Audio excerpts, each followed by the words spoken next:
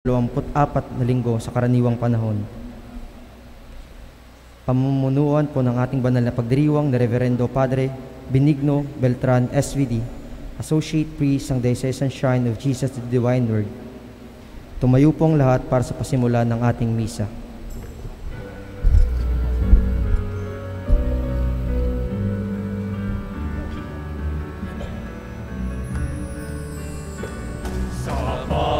Ng Panginoon, kung bayan ngayon'y nagtitipon upang pagsaluhan ng kaligtasan, handog ng Diyos sa kanan. Sa panahong tigang ang lupa, sa panahon ng ani sagana, sa panahon ng digmaan at kaguluhan, sa panahon ng kapayapaan, sa pag ng Panginoon, kung bayan ngayon'y nagtitipon upang pagsaluhan ng kaligtasan, handog ng Diyos sa kanan. Ang kaligtasan, handog ng Diyos sa kanan. Magandang umaga po sa inyong lahat, magandang gabi, magandang hapon, kung saan man kayong lupalop ng ating planeta. Nakibahagi ngayon sa ating pagdiriwang ng banal na Eucharistia na sisimulan natin sa ngalan ng Ama, na Anak, na Espiritu Santo. Amen. Ang biyaya ng ating Panginoong Jesucristo, ang pag-ibig ng Diyos Ama at ang liwanag ng Espiritu Santo, naway sumainyong lahat. At sumayo rin. Ika-24 na linggo ng karaniwang panahon po ang ating pinagdiriwang ngayon. Kahapon, record 26,303 new cases. Yan lang po yung nabibilang. Aabot pa raw yan ng 30,000 bago matapos ang September. Yun ang konteksto ng ating pagdiriwang ngayon. At ang misa ng alas 8, paglinggo, dito sa dambana ng banal na diwa, pinapatungkol ng mga SBD, ng mga Divine Word Missionaries sa lahat ng ALS at ang kanilang mga guro. Pagdasal natin sila, especially ngayon dahil noong 2018, 800,000 ang nag-enroll sa DepEd ALS. Simula ang COVID, 400,000. 2 days ago, ang report ng DepEd ALS, 186,000 na lang mahigit, pasukan na sa Lunes. Panalangin natin ang mga batang hindi nakatapos ng pag-aaral. Pagsisihan natin ang ating mga kasalanan bago natin ipagdiriwang, pagpatuloy ang pagdiriwang ng banal na Eucharistia. Pinadala ka ng Ama dahil sa laki ng kanyang pagmamahal sa sanlibutan. Panginoon, kaawaan mo kami. Panginoon, kaawaan mo kami. Namatay ka sa krus at tinuhog ng sibat ang iyong puso upang ipahayag ang kadakilaan ng pag-ibig ng Diyos sa lahat ng tao. Kristo, kaawaan mo kami. Kristo, kaawaan mo kami. Babalik ka sa wakas ng panahon upang hukman ang mga buhay at mga patay. Kristo, kaawaan mo kami. Kristo, kaawaan mo kami. Kaawaan tayo ng makapangyarihang Diyos, patawarin ang ating mga kasalanan, patnubayan tayo sa buhay na walang hanggan. Amen.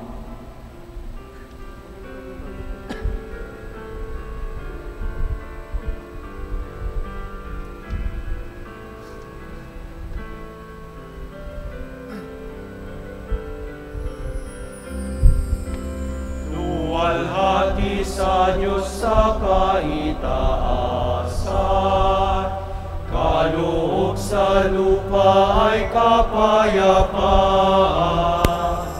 Pinupuri ka at ipinagdarama, sinasamba ka dahil sa dakila mong kalwalhatian. Panginoon naming Diyos, Hari ng langit, Amang makapangyarihan, Panginoong Jesucristo, bugtong na anak ng Diyos, Kordero ng Ama, ikaw na nag-aalis ng mga kasalanan ng sanlibutan. Tanggapin mo ang aming kahilingan, ikaw na naluluklok sa kanan ng Ama. Maawa ka sa amin, ikaw lamang ang banal, Panginoon Jesucristo, kasama ng Espiritu, sa luwalhati ng Ama. Amen, Amen, Amen, Amen. Manalangin tayo. Manaming makapangyarihan, ikaw ang lumikha, tagapamahala ng lahat ng umiira. Tumhayan mo kami upang ang iyong awa ay aming maranasan at ipagkaloob mong ikaw ay aming wagas na mapaglingkuran. Hinihiling namin ito sa pamamagitan ni Jesucristo, kasama ng Espiritu Santo, magpasawalang hanggan. Amen.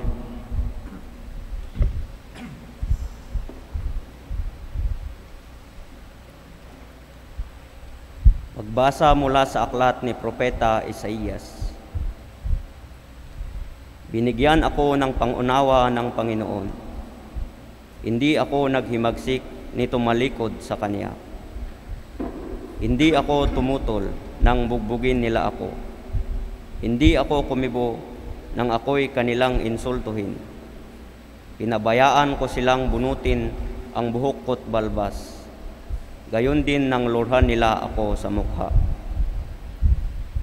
Ang mga pagdustang ginawa nila di ko pinapansin, pagkat ang makapangyarihang Panginoon ang tumutulong sa akin. Handa akong magtiis, pagkat aking batid na ang sarili ko'y di mapapahiya. Ang Diyos ay malapit at Siya ang magpapatunay na wala akong sala. May mangangas bang maghabla sa akin? Magharap kami sa hukuman at ilahad ang kaniyang bintang. Ang poon mismo ang magtatanggol sa akin. Sino ang makapagpapatunay na ako ay may sala? Ang salita ng Diyos. Salamat sa Diyos.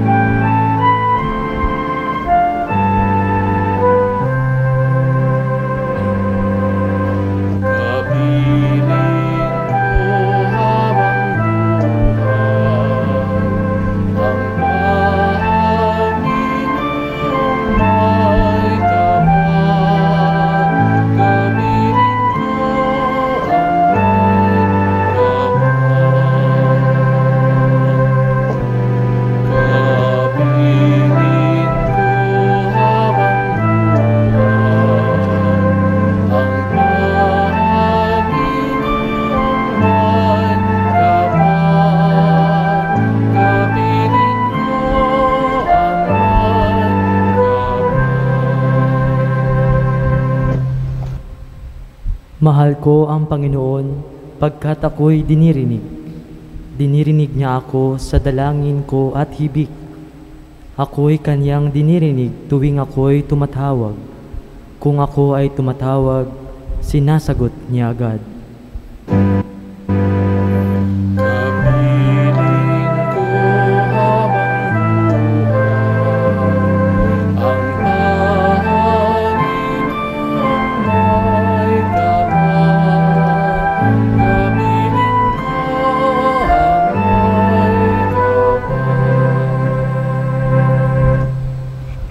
Noong ako ako'y mahuhulog sa binggit ng kamatayan.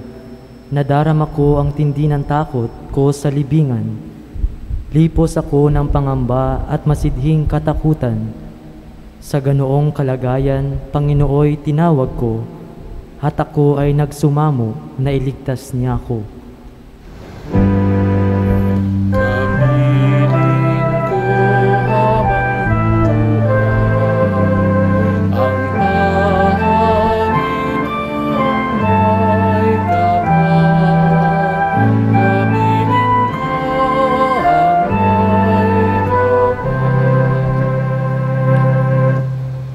Mabuti ang Panginoon, siya'y mahabaging Diyos.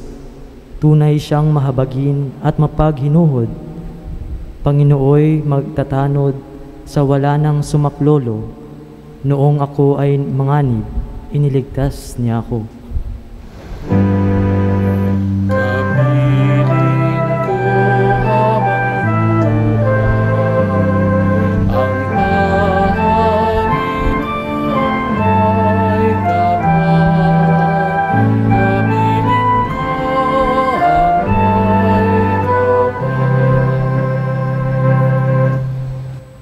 Ako'y kanyang iniligtas sa kuko ng kamatayan, tinubos sa pagkatalo at luha ko'y pinahiran. Sa harap ng Panginoon, doon ako mananahan sa daigdig nitong buhay.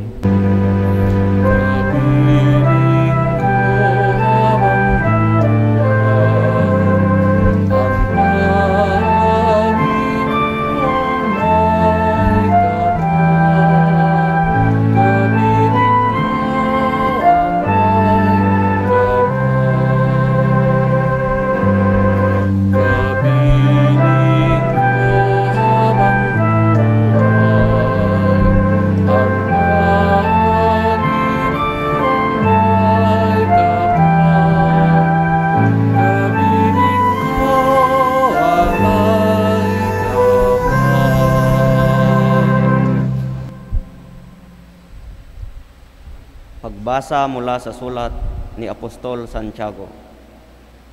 Mga kapatid, ano ang mapapala ng isang tao kung sabihin man niyang siya'y may pananampalataya, ngunit hindi naman niya pinatutunayan sa gawa? Maililigtas ba siya ng gayong pananampalataya?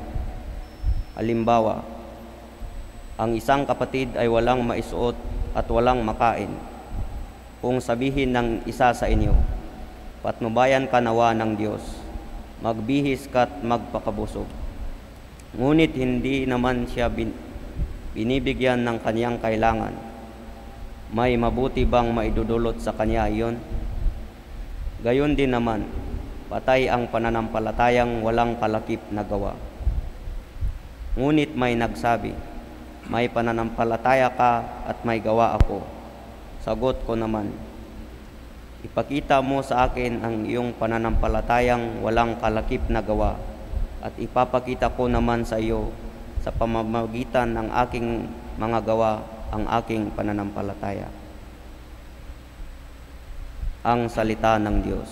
Salamat sa Diyos.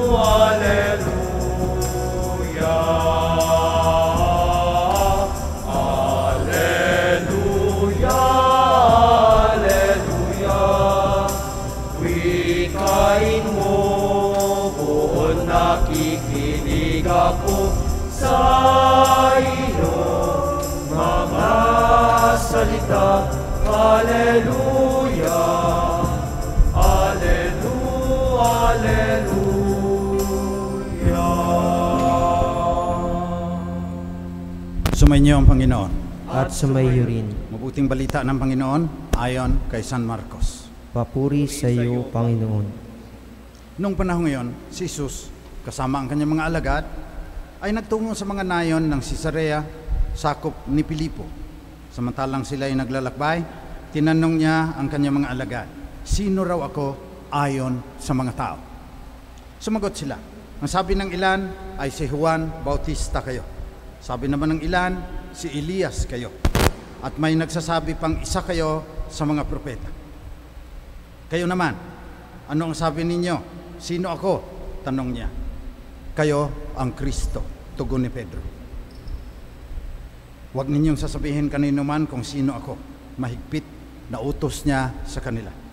Mula noon, pinaalam na ni Jesus sa kanyang mga alagad ng anak ng tao ay dapat magbata ng maraming hirap. Siya itatakwil ng matatanda ng bayan, ng mga punong saserdote at ng mga eskriba at ipapapatay. Ngunit sa ikatlong araw, muli siyang mabubuhay. Maliwanag na sinabi niya ito sa kanila. Kaya't niyaya siya ni Pedro sa isang tabi at sinimulang pagsabihan. Ngunit humarap si Jesus sa kanyang mga alagad, pinagwikaan si Pedro, lumayo ka, Satanas. Ang iniisip mo'y hindi sa Diyos, kundi sa tao. Pinalapit ni Jesus ang mga tao, pati ang kanyang mga alagad at sinabi, kung ibig ninumang sumunod sa akin, limutin niya ang ukol sa kanyang sarili, pasanin ang kanyang krus at sumunod sa akin. Ang naghahangad na maligtas ang kanyang buhay ay siyang mawawalan nito. Ngunit ang mag-alay ng kanyang buhay alang-alang sa akin sa mabuting balita ay siyang magkakamit niyon. Ito, mabuting balita ng ating kaligtasan. Pinupuri ka namin, Panginoong Hesukristo.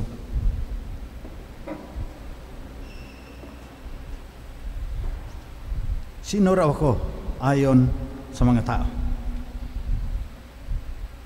Who do you say that I am? Ito yung mga tao ng panahon ni Jesus, panahon ni na San Pedro, saka ng mga apostol. Kung ngayon kaya, bababa si Jesus, tatanungin tayo, sino raw ako ayon sa mga Pilipino? Ginawa ko yan. Tinanong ko yung mga Pilipino, sino si Kristo para sa inyo? Libo ang na-interview. 3.5 plus or minus margin of error. May Tau coefficient of correlation, may Pearson's coefficient of correlation, pinadaan sa IBM 370. Ganito po kakapal yung, kasi noon yan yung may mga butas-butas pa eh. Para masagot ko lang, na scientific, na systematic. Pasalamat ako sa SBD, binigyan ako ng $10,000 para gagawin yung survey. Para masagot ko.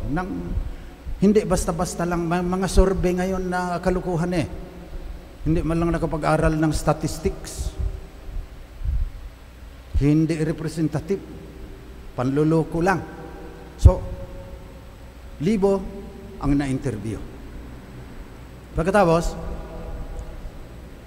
pinopularize ko, sinulat ko, sana mapalabas sa screen, The Christology of the Inarticulate, an inquiry into the Filipino understanding of Jesus the Christ. Inquiry. Book of the Year yan noong 1988. Required reading yan sa 3 seminaryo at 2 university sa Amerika. Hindi ko pinagyayabang. Pagyayabang na nga, pero ang ubig ko talagang sasabihin na hindi alam. Hindi nababasa ng mga seminarista sa seminaryo. Kaya nais kong ipaliwanag ngayon. Tinitignan ko na yung mabuti may malaking clock doon sa para hindi maging lecture ito ng Christology dahil 30 taon ko po yang itinuro sa Tagaytay. Daan-daang mga seminarista. Sino si Kristo para sa mga Pilipino?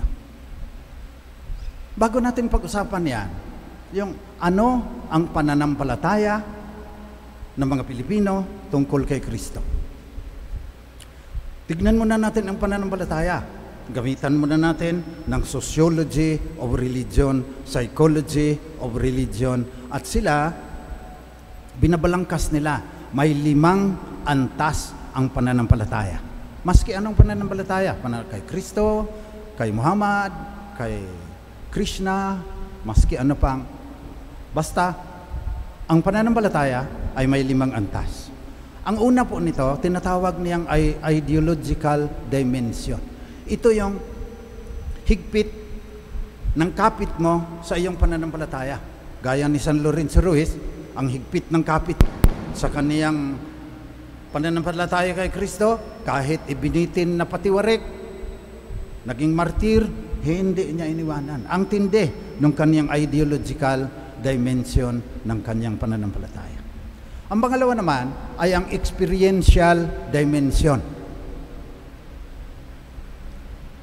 Sa ideological, yung mga Katoliko sarado, yan sila. At kadalasan, yung mga Katoliko sarado, malakas din sa experiential. Noon, sa Smoky Mountain, Parish of the Risen Christ kami. Kaya Easter ang aming kapistahan. Yung ati-atihan drums, ang dami niyan. Tapos, salubong. Nakikita ako, nawawala sa sarili yung mga tao na nagsasayaw doon. Sinasayaw nila, ang bigat-bigat ng andas, sinasayaw nila yan. Experiential yan. Tinanong ko yung isang scavenger ito, halos hindi marunong bumasa at sumula. Anong nararamdaman mo pag sinasayaw na ninyo yung andas ng Panginoong muling nabuhay? Sabi niya, hindi ko makalimutan. Yung kanyang kamalayan daw, yung lumalawak, saklawdan niya yung buong San Sinukob. Mayroong galing sa isang scavenger, karanasan niya yan, experiential yan. Yung mga seminarista, 10 taon sa ano yan, baka hindi pa nakaka-experience ng gano'n. So, pangalawang antas ng pananampalataya, experience yan. Ang pangatlong antas ay yung practice. Dito, medyo mahina na ang mga Pilipino rito. Yung sabi sa second reading, pananampalataya mo, walang mabuting gawa, baliwalaya, patayan. Sabi ni Santiago, 2 kabanata. Faith without good works is dead. So kahit ang galing mo, sa ideological, sa experiential, patay ka naman sa practical, hindi ka tatanggapin ni Kristo. Ang pang-apat, ito na tayo papasok. Ito na yung theology. Ang pang-apat na dimension is the knowledge dimension. How you understand doctrines. Yun ang isa-summarize ko ngayon. Tapos ang pang-5, yung ethics, yung consequences. Kasi we believe that Christ is the Savior. Lord and Savior. There's no other name under heaven by which we might be saved. Pananampalataya ng mga Kristiyano. Pero may consequence yan. Pag tinawag mo siyang Panginoon na tagapagligtas, mamahalin mo yung kapwa mo, mamahalin mo yung Diyos na higit sa lahat. Yan ang inuugatan. So balik tayo sa understanding. Okay? 70.59% of Filipino Catholics in the city of Manila believe that Christ was with the Father and the Son when the world was created. Hindi ang tindi. Pero hindi pumasa, 70.59 pa lang eh. Mayroon pa rin 29.29% na nagsasabi na hindi. Kasi marami, ang tingin nila nilikha si Jesus. Nilikha muna ng Diyos ang mundo, tapos nilikha niya si Jesus. 2nd century heresy yan. Yung pangalang Jesus, 36.4, tagapagligtas, 23.6, Panginoon, 22%, makapangyarihan, 17.1%, Diyos. Kristo, ito yung nasa Ebanghelyo ngayon. Siya ang Mesiyas, 18.4%. Siya ang Hari, 28%. Tagapagligtas, yung 44%. Pinahiran ng lana, anointed. Yun talaga ang literal meaning. 7.6%. Panginoon, anong papasok sa isip mo? Tanong doon sa mga libong in-interview. 3.5 plus or minus margin of error. Anong pumapasok sa isip mo pag narinig mo ang salitang Panginoon? 59.15% yung Diyos Ama, 20.8% yung Diyos Anak, 13.2% si Maria, 5.1% yung banal na Espiritu. Anak ng Diyos, dito, halos perfect ang mga Pilipino dito. Si Jesus, anak ng Diyos, 98.81%. Tanong mo ngayon, anong ibig sabihin na siya anak ng Diyos? 55.2%, kaisa siya sa pagka-Diyos ng Ama. Yan yung doktrina. Mababa siya sa Ama dahil anak lang siya. Filipino culture yan, 21.2%. Ngayon, dito tayo. Dambana ng banal na diwa. Pero ang opisyal, salita. Sa simula ay ang salita, at ang salita ay nasa Diyos, at ang salita ay Diyos. Yan yung mababasa mo. Sinabi ko sa aking dissertation, hindi tama yan. Mas angkop ang diwa. Pero, ang mga tao, si Jesus, salitaan ng Diyos, 24.9%. Si Jesus, diwaan ng Diyos, 16.6%. At least may 16.6% naman. Larawan, 40.6%. He is the image of the invisible God. Nasa letters ni St. Paul yan. Merong naniniwala na si Jesus, maliligtas tayo kahit siya tao lang. Ito yung madaling mag-iglesia ni Kristo, 64.31%. The Father is more powerful than Christ, 55.53% said yes. The Christ is only similar to the Father, 47.89%. Christ is only adopted by the Father, 15.28%.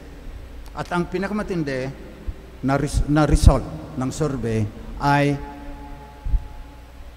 papiliin mo sila. Ang Diyos Anak ay blank ng Diyos Ama. Nilikha, nilalang, ginawa, inianak. 70.15%. Pag-isahin mo yung nilikha, ginawa, nilalang. Ang dami. Inianak is the official translation ng bigatin. 8.9% lang ng mga Katoliko sa City of Manila ang nakakaalam sa tunay na turo ng simbahan.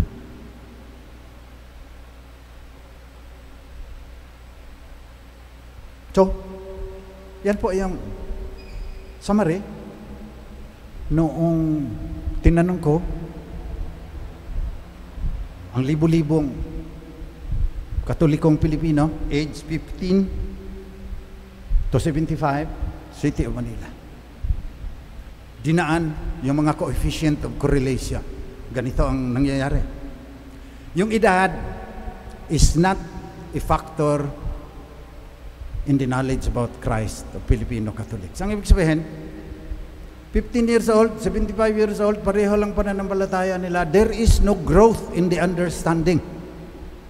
Yung gender, babae man, lalaki, inconsequential, does not make any significant difference. Age, gender, economic status, mahirap man, mayaman, ganun ang pareho ang pagtingin nila sa kay Kristo. May tama, maraming mali. Yung mga heresy, early on, binubuhay natin uli ngayon. Yung pinag-aralan, wala din kinalaman. Kahit nag-doctorate, kahit nag-college, pareho lang ang pananampalataya niya doon sa grade 3 lang inabot sa Tondo. Who do you say Christ is? Pinapatanong din sa atin ngayon yan. Mga haraming mga humili, nagsasabi, ito ang kanilang pinupunteriya. At kayo naman, ano ang sabi ninyo? Sino ako? Sabi ni Pedro, kayo ang Kristo. Pero pinagalitan siya. Bakit? Kasi iba ang kapag tingin niya sa kay Kristo, parang general na dadating, lilipulin lahat yung mga Romano na sumasakop sa mga taga-Israel noong panahon ni Jesus. Pinagalitan siya.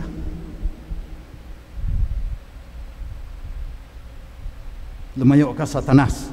Ang iniisip mo, hindi sa Diyos, kundi sa tao. Sapagkat sa unang pagbasa, ang tagapagligtas ay Ebed Yahweh sa Hebrew. Ang ibig sabihin niyan, the suffering servant of Yahweh. Di ang tindi. Hindi general, hindi emperador, hindi hari. Suffering servant of Yahweh. By His wounds, we have been healed. O may mga Kristiyano, ang para sa kanila si Kristo, gospel of prosperity. Tanggapin mo siya na tagapagligtas, yayaman ka. Nawala na yung cross. Yung iba naman, puro cross na lang, wala na yung evangelization ng lipunan. Ora et labora dapat yan. So, hindi ko na pakahabain pa dahil mahaba na. Pero, very interesting. Ang implications kasi ang importante. Kung kaunti lang na Pilipino ang naniniwala sa inianak, failure ang simbahan na ikintal sa makakapal na kukote ng mga Pilipinong Katoliko yung kanyang tunay na turo. Inianak, hindi inilikha. Kasi nagmamadali rin tayo, ang ating pananampalataya, hindi yung Nicene Creed, yung short form. Sa longer form, andon, kaisa sa pagka-Diyos ng Ama, homoousios consubstantia. Inianak, hindi inilikha. Nilikha pa rin ang sabi ng mga Pilipino Katolik. So kayo, mga magulang, ituro ninyo yung tama.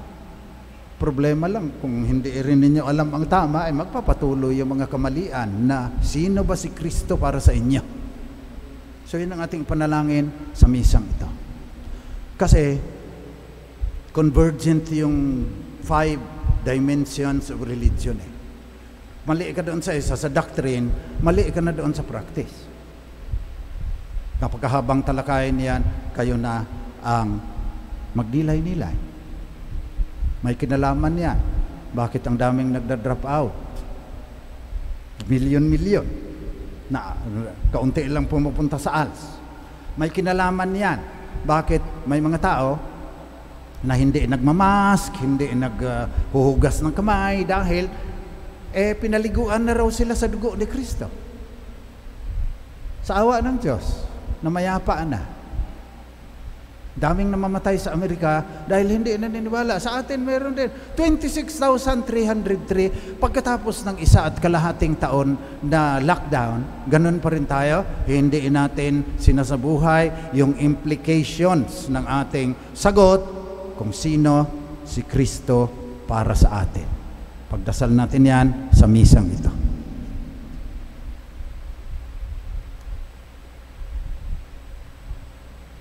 Magsitayo tayong lahat, ipahayag natin ang ating pananampalataya. Sumasampalataya ako sa Diyos ang mga makapangyarihan sa lahat na may gawa ng langit at lupa. Sumasampalataya ako kay Jesucristo, ang iisang anak ng Diyos, Panginoon nating lahat. Nagkatawang tao siya, lalang ng Espiritu Santo. Ipinanganak na Santa Mariang Beren, pinagpakasakit ni Poncio Pilato, ipinako sa krus na matay inilibing, nanaog sa kinaroroonan ng mga yumao, nang may 3 araw inabuhay na mugli, umakyat sa langit, naluklok sa kanan ng Diyos ang mga makapangyarihan sa lahat. Doon nagmumula ang paririto at hukom sa nabubuhay at namamatay na tao.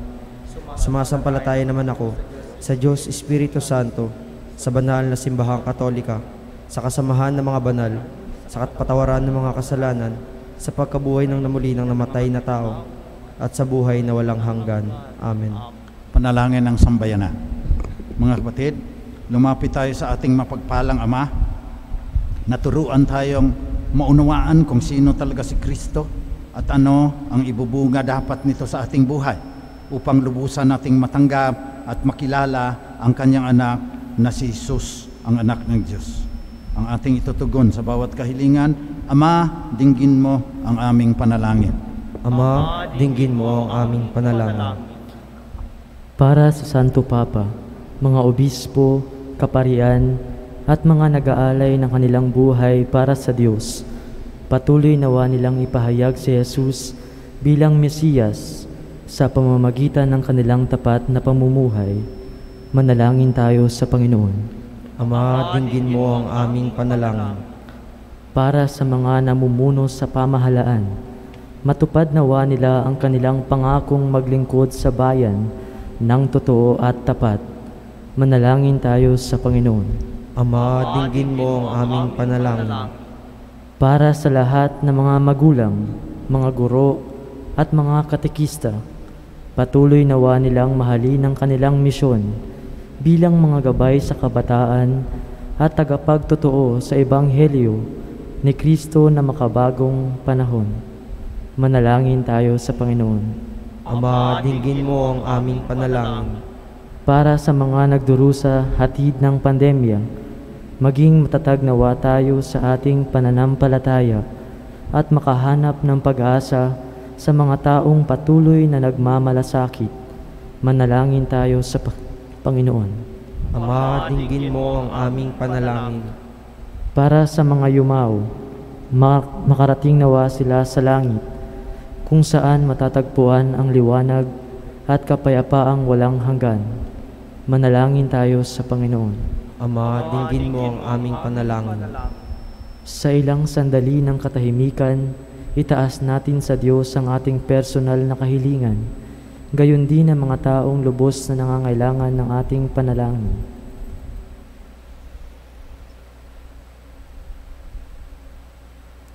Manalangin tayo sa Panginoon.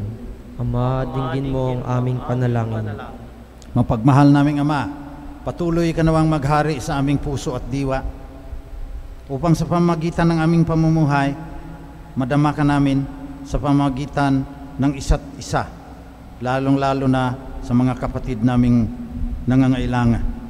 Nang sa gayon, makilalang lubos ng mundo kung sino si Jesucristo, ang anak mo, aming Panginoon, magpasawalang hanggan. Amen.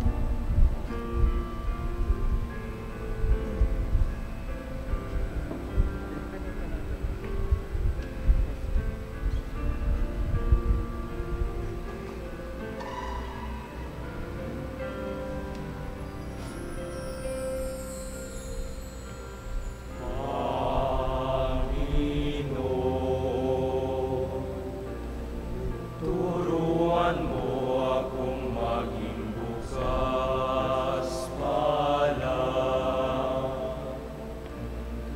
Turuan mo akong maglingkod sa iyo, na magbigay ng payo sa nararapat,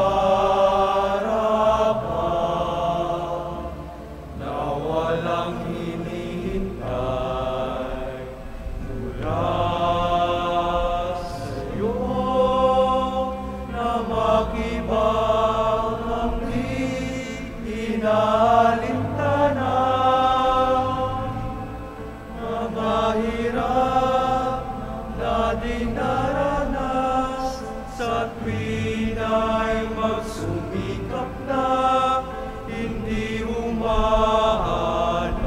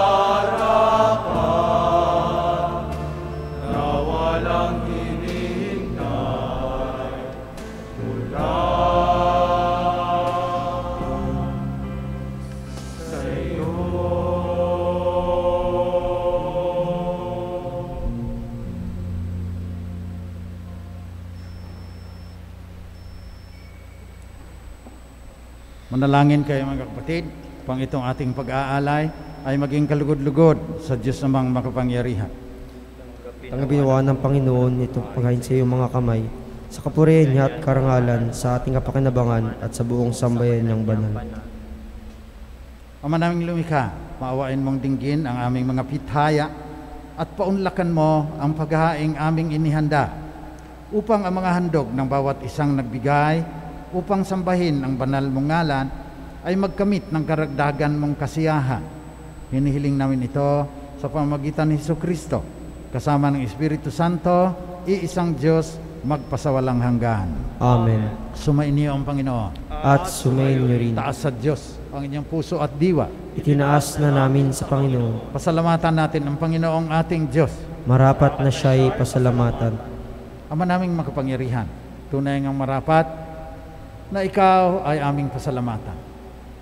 Ang iyong mga anak na nagtaksil ay nagbabalik ngayon sa iyong paggiliw, bunga ng malasakit ng anak mong masunurin at ng Espiritong bigay upang lahat ay kupkupin. Kaming mga tinubos ng anak mong mahal ay niloob mong magtipon at magkapisan upang magsalo sa masaganang hapag ng buhay. Kasama ng anak mo at ng Espiritu Santo, ang iyong sambayan ay nagpupuri sa iyo. Nagkakapisan ngayon ang bumubuo sa katawan ni Kristo. Nagkakatipon ngayon ang pinananahanan ng iyong Espiritu. Kaya kasama ng mga anghel na nagsisiawit ng papuri sa iyo nang walang humpay sa kalangitan, kami nagbubunyi sa iyong tunay na banal at sa iyo nagmumula ang lahat ng kabanalan. Basbasan mo sana ang mga kaloob na ito sa pamamagitan ng iyong Espiritu, pang sa aming ikatutubos ay maging katawan at dugo ng aming Panginoong Jesucristo. Noong gabi, bago si ipako sa krus, samantalang naghahapunan kasama ang kanyang mga alagad, kumuha si Jesus ng tinapay. Nagpasalamat sa iyo, Ama. Hinatiin niya yon, binigay sa kanyang mga alagad at sinabi, tanggapin ninyong lahat ito at kanin. Ito ang aking katawan na ihahandog ng dahil sa inyo.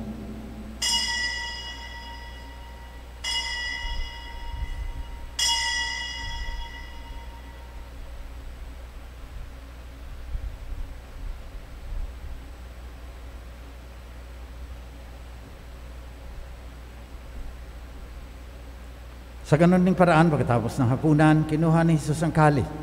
Muli siyang nagpasalamat sa iyo, Ama. Binigay niya ang kalis sa kanyang mga alagad at sinabi, tanggapin ninyong lahat ito at inumin. Ito ang kalis na aking dugo, ng bago at walang hanggang tipan. Ang aking dugo na ibubuhos para sa inyo at para sa lahat, sa ikapagpapatawad ng mga kasalanan. Gawin ninyo ito, panglagi ninyo akong maala-ala.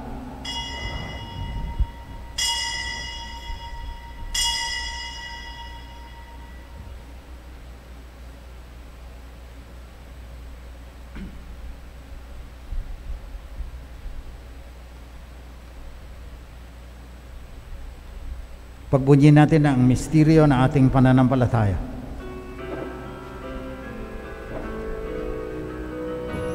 Sa krus mo at Patin kaming lahat na makasalo sa iyong buhay na walang katapusan, kasama ng mahal na Birheng Maria na ina ng Diyos, kasama ni San Jose na kanya esposo, kasama ng mga apostol at ng lahat ng mga banal na namuhay dito sa daigdig ng kalugod-lugod sa iyo. Maipagdiwang naman namin ang pagpupuri sa ikararangal mo sa pamagitan ng iyong anak na aming Panginoong Jesucristo. Sa pamamagitan ni Kristo, kasama niya at sa Kanya, ang lahat ng parangal at papuri ay sa iyo, Diyos amang makapangyarihan, kasama ng Espiritu Santo, magpasawalang hanggan.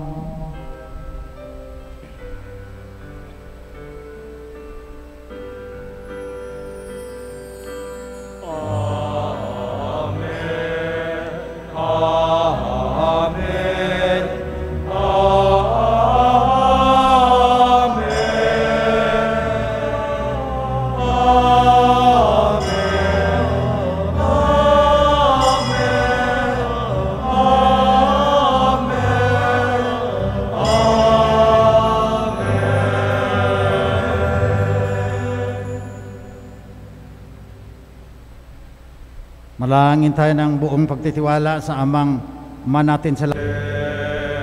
Pero ng Diyos na nag-alis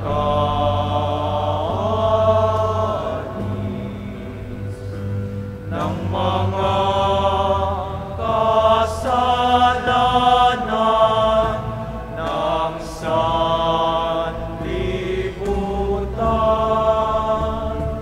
Maawa ka sa amin, maawa ka sa amin. Kordero ng Diyos na nag-alis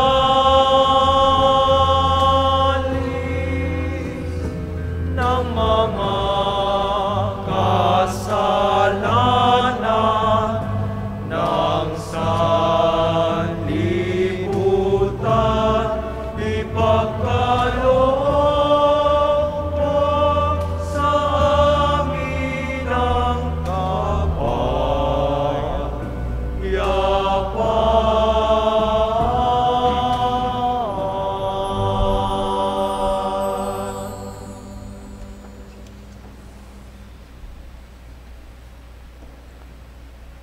Ito ang katawan at dugo na ating Panginoong Jesucristo. Ang banal na diwa na kaisa sa pagka-Diyos ng Ama. Inianak, hindi inilikha, tagapagligtas ng mundo. Mapapalad ang mga inaanyayahan sa kanyang piging. Panginoon, hindi ako karapat-dapat na magpatuloy sa iyo, ngunit sa isang salita mo lamang ay gagaling na ako. Naway ipagsanggal lang tayo ng katawan at dugo ni Kristo hanggang sa buhay na walang hanggan. Amen.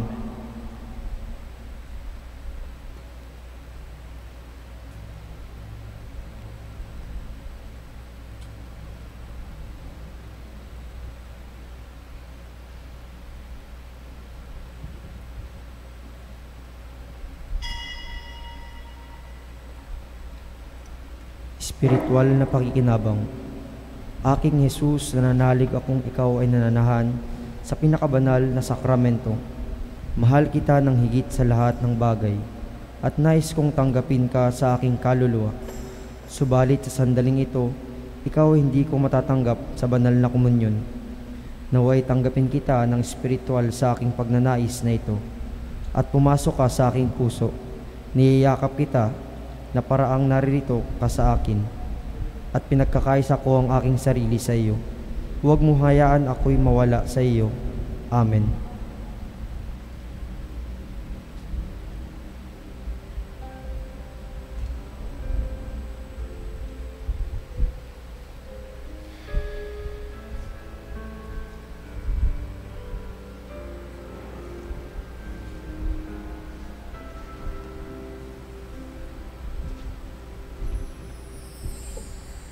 Puso ko'y binihag mo.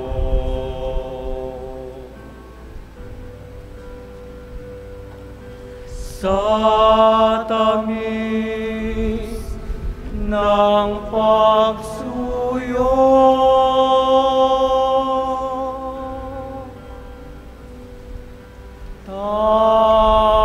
tanggapin niya rin alay. Ako'y iyong pambuhay.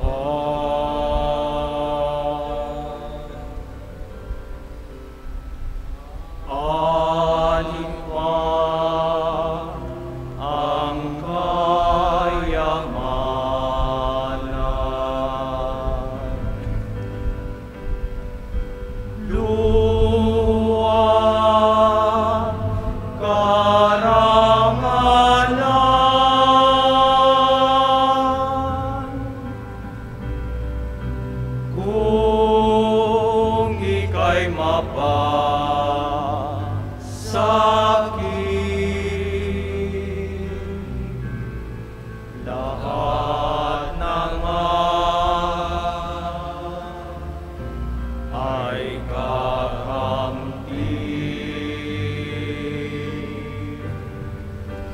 Sa'yo lamang ang puso ko. Sa'yo lamang ang buhay ko.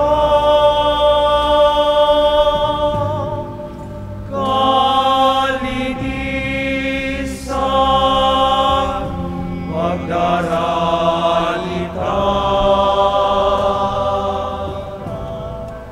pagtaliman, aking susumpa.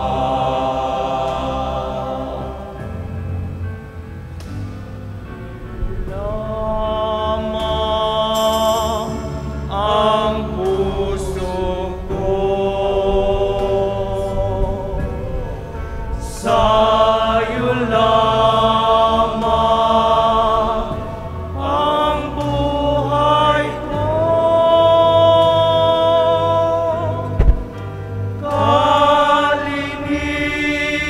Kalinisan, pagdaralita,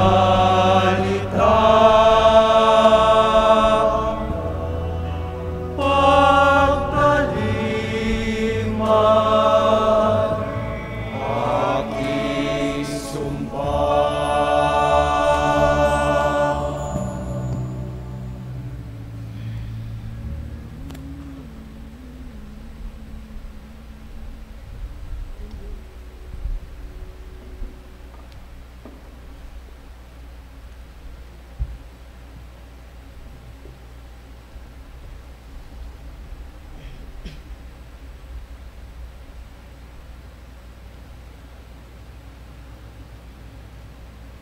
Manalangin tayo.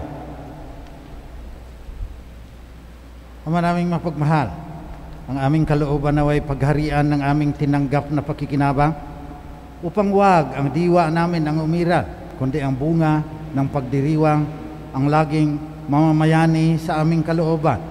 Hinihiling namin ito sa pamagitan ni Jesucristo kasama ng Espiritu Santo magpasawalang hanggan. Amen. Oratio Imperata.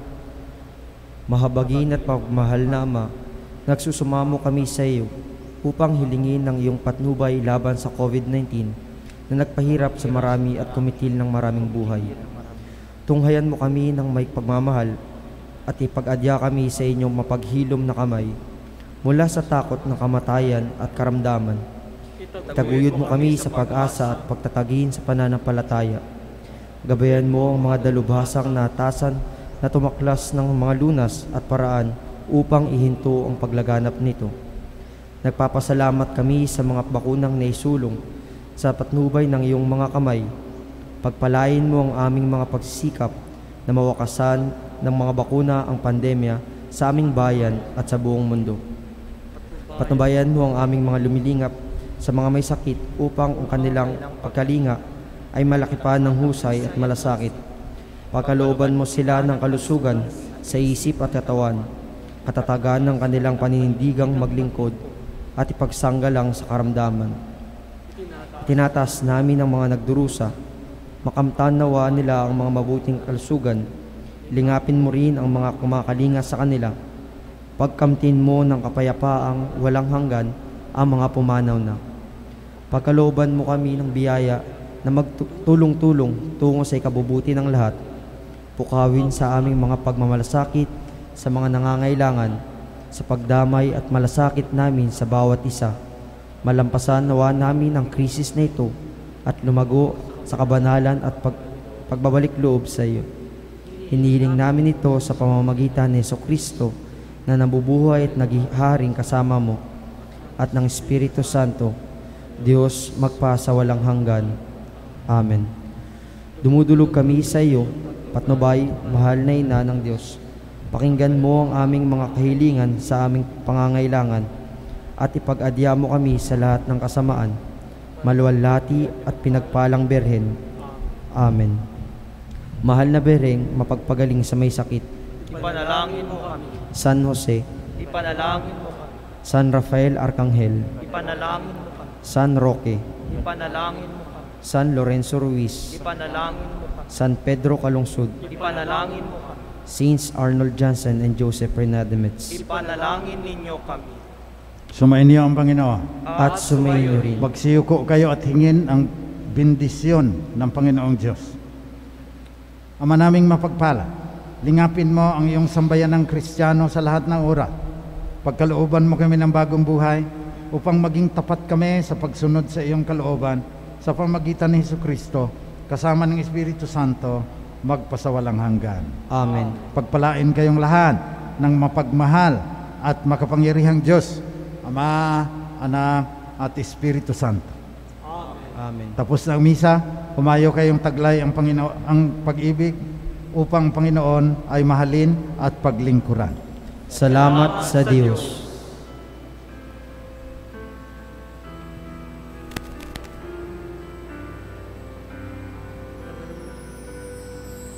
O Inang mahal, narito kami, awit-awit ang Ave Maria, at dalangin ng bawat pamilya'y kapayapaan at pagkakaisa. Ang rosaryo mong hawak namin at awit-awit ang Ave Maria, pustos ka ng diwang banal, tingin ang aming payak na dasal. Ihatid mo kami sa langit ng Amang mapagmahal. O Inang mahal, narito kami, awit-awit ang Ave Maria, sa anak mong si Jesus, puso namin ay ihahandog. Ang rosaryo mong hawak namin at awit-awit ang Ave Maria, puspos ka ng diwang banal, tingin ang aming payak na dasal. Ihatid mo kami sa langit ng Amang napamahal. May the Holy Triune God live in our hearts.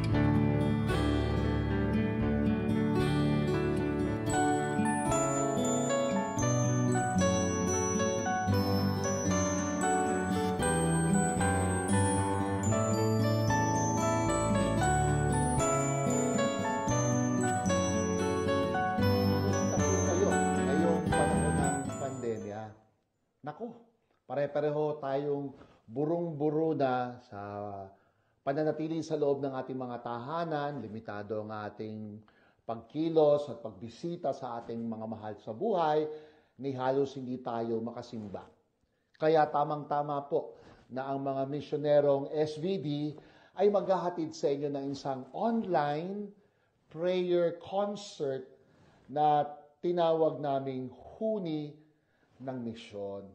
So sa pamamagitan po ng konsyertong ito ay makarinig tayo ng mga awitin, ng mga choir, ng mga individual, pati si Edla May Nympha na imbitahan namin para magbigay aliw at perspektibo ng ating paglalakbay sa panahong ito ng pandemya. At ito po'y magaganap sa 4 na Sabado ng September tuwing alas 8 ng gabi. Online po ito. So kung alam niyo yung Password TV o yung iba't iba pong mga online channels ng mga SVD parishes at schools, doon po tayo maaring manood. At naku po, matutulungan niyo rin po kami sapagkat bahagi rin ng misyon ay gagamitin po ang proceeds na ito sa ating pangangalaga sa mga retiradong misyonerong SVD na, naku po, mga naglingkod sa iba't ibang bansa, pati rito sa ating bayang Pilipinas. At ngayon ay dapat lang sigurong suportahan natin sila. So doon po ang proceeds ng huni ng misyon. Muli po, iniimbitahan ko kayo na maging kabahagi ng online prayer concert huni ng misyon. Marami pong salamat.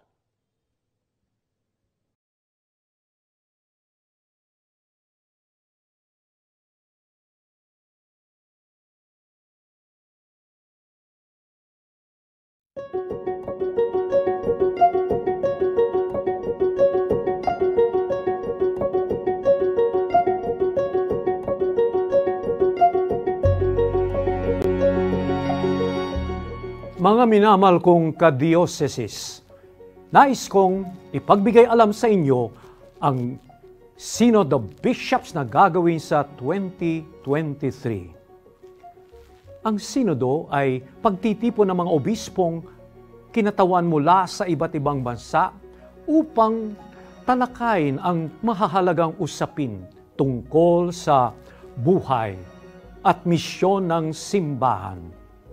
Ang sinodong gaganapin ay pang-16 at ang temang itinakda, For a Synodal Church, Communion, Participation, and Mission.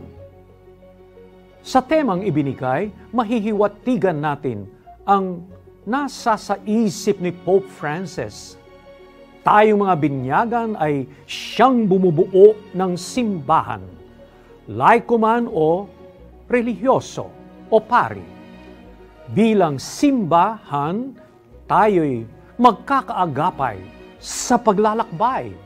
May malalim na pag-uugnayan at pagbabahaginan sa misyong ginagampanan. Ito, para sa Santo Papa, ang pagiging Synodal Church.